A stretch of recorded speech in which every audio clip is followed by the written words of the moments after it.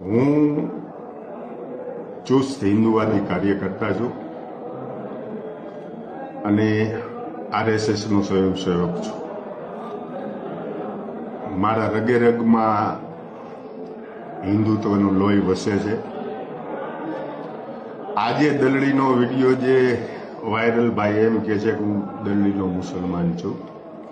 20-25 વર્ષ પહેલા એક દલડીમાં બનાવ બનેલો હતો કે વાઘાભાઈ કરીને જે માલધારી છે એની 20 થી 30 વિધર્મીઓએ ગાયોની હત્યા કરી નાખેલ હતી. એ બાબતમાં અમે પછી આખી ટીમ ત્યાં દલડી ગયા હતા. એ દલડી જઈ અને અમે હંગામો કર્યો હતો કે આ જે પણ વિધર્મીઓએ જે ગાય માતાઓની હત્યા કરી છે એના ઉપર કાયદેસર રીતે કાર્યવાહી થવી જોઈએ.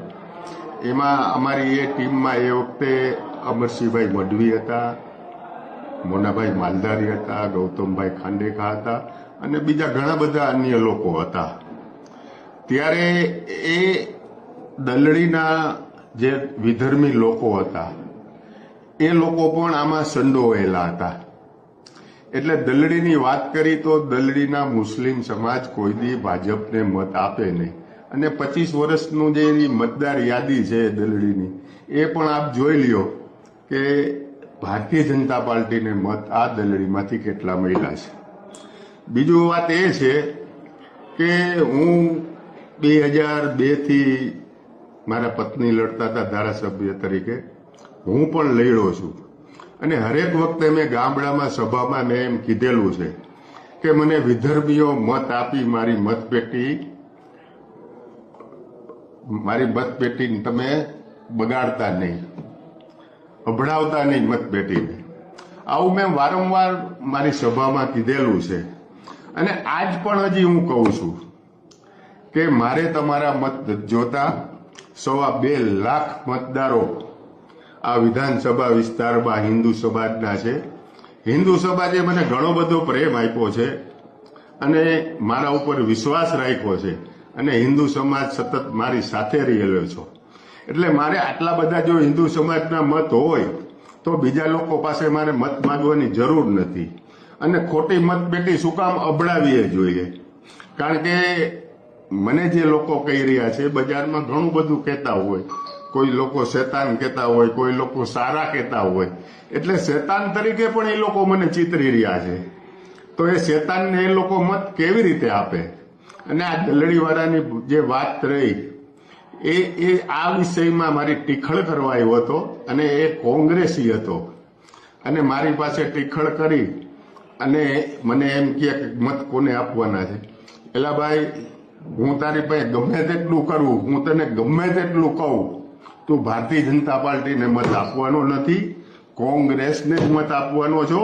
અને તું જે વસ્તુ ટીખળ કરવા આવ્યો છો એ આ તારી ટીખળ છે. અને બીજી વાત એ છે કે મેં દલડી ઢીઘલિયામાં કોઈ દિવસ પાણી છોડાવેલ નથી.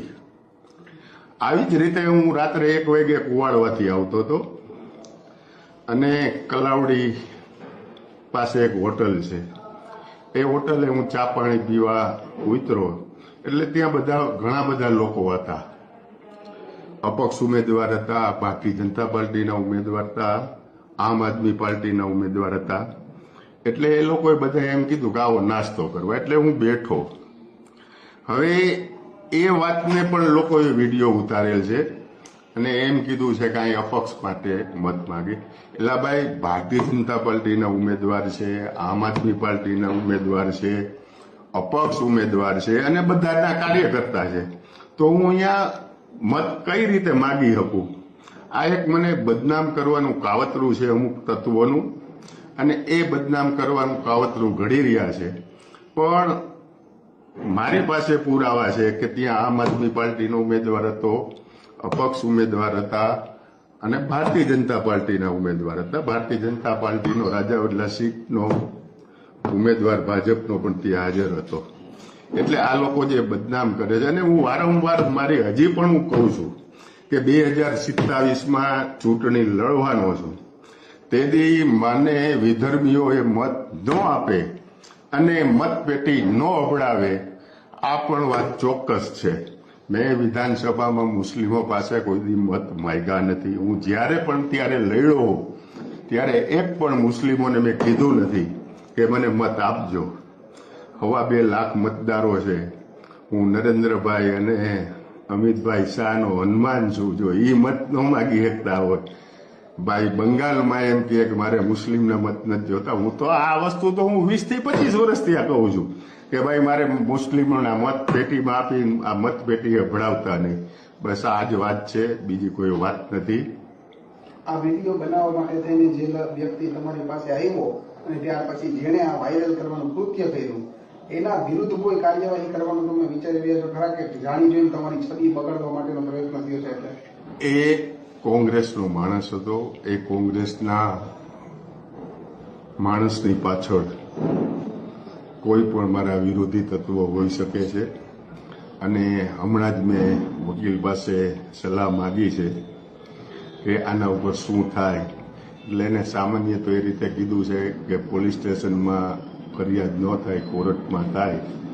હું વકીલ પાસે સંપૂર્ણ રીતે જાણકારી કરી અને આની પાછળ આ ભાઈ અને એની પાછળ કયા કયા તત્વો સંડોવાયેલા છે એને હું 100% ખુલ્લા કરીશ. બાકી હું હિન્દુ છું, હિન્દુ રહેવાનો, હિન્દુ પાસે જ મત માગવાનો છું એ વાત ચોક્કસ છે. વિધર્મીઓના મારે મત જોતા નથી અને વિધર્મીઓ મારી મત પેટી અબડાવે નહીં, આ પણ ચોક્કસ વાત છે.